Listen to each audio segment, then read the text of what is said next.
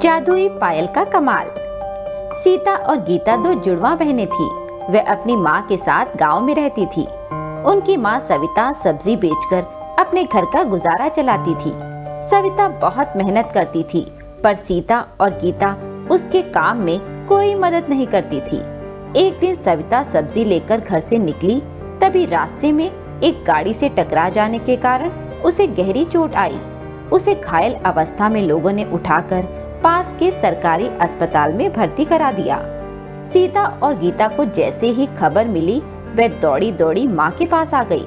माँ को इतनी बुरी तरह घायल देखकर दोनों बहनें रोने लगी। सीता का तो रो रो कर बुरा हाल हो गया। वे सोचने लगी कि माँ अकेले इतना काम करती रही तो हमने उनकी कोई मदद नहीं की। सुनो मेरी प्यारी बच्चियों, तुम रो मत। अब मुझे नहीं लगता मैं जिंदा रहूंगी। अब तुम लोगों को अपना और घर का ध्यान रखना होगा। मैं तुम लोगों को एक बात बताना चाहती हूँ। घर के पूजा घर में 2 जादुई पायल रखी हैं। दोनों एक एक पायल ले लेना। वे जादुई पायल है। तुम्हें जब भी कोई अच्छा लड़का मिले, तुम उससे कहना कि वह तुम्हें ये पायल पहना दे। जो भी तुम्हें ये पायल पहना देगा, उसके बाद वह तुम्हारी हर बात मानेगा। यही इस पायल का जादू है। पर याद रखना, कभी भी इसकी शक्ति का गलत इस्तेमाल मत करना। ये कहते कहते सविता दुनिया छोड़ देती है। सीता और गीता बहुत रोती हैं और भारी मन से घर वापस आ जाती हैं। कुछ दिनों बाद सीता गीता से कहती है, गीता, अब हमें अपने वर की खोज में निकलना चाहिए। पर हम दोनों एक साथ नहीं जाएंगी। मैं तो कितनी सुंदर हूँ, मुझे तो कोई राजकुमार सा लड़का मिलेगा, पर तुम्हें तो कोई साधारण लड़का भी पसंद कर लेगा। कोई बड़ी बात नहीं है, इसीलिए हम दोनों अलग अलग दिशा में जाएंगी। ये कहते दोनों अलग अलग दिशा में निकल पड़ती हैं। कुछ ही दूर जाने पर सीता को बहुत प्यास लगती है और वह एक पेड़ के नीचे बैठ जाती है। तभी वहाँ राजू नाम का लड़का आता है और सीता से पूछता है कि क्या हुआ। बहुत तेज प्यास लगी है, क्या पानी मिलेगा? राजू सीता के लिए पानी लेकर आता है और उसे देता है। जब तक सीता की तबीयत ठीक नहीं हो जाती, राजू वहीं खड़ा रहता है। यह देखकर सीता सोचती है कि ये लड़का बहुत अच्छा है, दूसरों की मदद करने वाला है।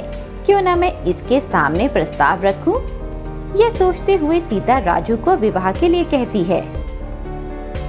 देखो, मुझे तुम पसंद हो, पर यदि मेरे बारे में तुम कुछ जानना चाहती हो तो जान सकती हो। इस तरह दोनों बातें कर लेते हैं। वह विवाह के लिए राजी हो जाता है। सीता राजू को वे पायल देते हुए कहती है कि यह पायल तुम मुझे पहना दो।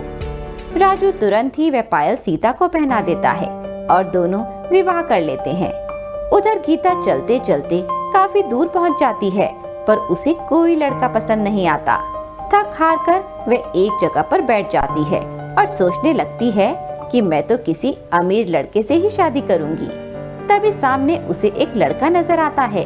उसे देखते ही वह पहचान लेती है कि वह गांव के ठेकेदार का बेटा सूरज है और बहुत ही पैसे वाला है। मैं इससे ही विवाह करूंगी। यह सोचते सोचते वे सूरज के सामने जानबूझकर चक्कर खाकर गिर जाती है। सूरज उसे उठाता है और पानी पिलाता है। गीता के रंग रूप को देखकर सूरज मोहित हो जाता है और गीता के एक बार कहने पर ही उसे पायल पहना देता है। गीता बहुत खुश होती है और वह सोचती है कि अब तो सूरज उसके वश में है। वह उसे अपने घर ले जाती है। गीता सूरज से कहती है, जाओ अपने घर से खूब सारे पैसे और सुंदर गहने लेकर आओ। यह सुनते ही सूरज अपने घर की ओर निकल पड़ता है और ढेर सारे पैसे और गहने लेकर उसके पास आ जाता है। इस तरह गीता सूरज से कई बार पैसे और गहने मंगवाती है। गीता सूरज से भी काम करवाती है और जो भी उसे कुछ चाहिए होता है सूरज से ही मंगाती है। एक दिन सीता गीता से मिलने के लिए आती है। सीता राजू के साथ बहुत अच्छी जिंदगी बिता रही होती है। अपनी बहन गीता का हाल जानने के लिए वह उसके घर आती है, पर वहाँ आकर जब वह सूरज का ऐसा हाल देखती है तो वह गीता को समझाती है। गीता, तुम ये गलत कर रही हो। इस तरह से सूरज को अपनी हर बात के लिए पायल का इस्तेमाल मत करो। माँ ने इसका गलत इस्तेमाल करने से मना किया था ना। तुम ऐसा मत करो, अपने लालच के लिए यह सब करना गलत है। चुप रहो, उपदेश देने की कोई जरूरत नहीं है। मैं अपनी जिंदगी में खुश हूँ, तुम अपनी जिंदगी जियो, मेरी जिंदगी में दखल अंदाजी करने की कोई जरूरत नहीं है। गीता का ऐसा बर्ताव देखकर सीता का दिल बहुत दुखी होता है और वह चुपचाप से वहां से चली जाती है। उधर सूरज के घर में उसके माता पिता बहुत परेशान होते हैं कि आए दिन हमारे घर से इतने पैसे और गहने कहाँ गायब हो रहे हैं। आखिरकार उन्हें पता लग ही जाता है कि उनका बेटा ही चोरी कर रहा है। सूरज के पिता सूरज का पीछा करते हुए गीता के घर तक पहुंच जाते हैं। वहां सूरज को पैसे और गहने गीता को देते हुए देखकर उनकी आंखें खुली की खुली रह जाती हैं। गीता को सबक सिखाने के लिए वह पुलिस को लेकर गीता के घर पहुंच जाते हैं और उसके घर की तलाशी करवाते हैं। वहां पर ढेर सा रुपया और गहने मिलते हैं। इन सबूतों के आधार पर गीता और सूरज दोनों को जेल हो जाती है। सूरज के पिता अपने बेटे को तो जेल से छुड़ा लेते हैं, पर गीता जेल में ही पड़ी रहती है।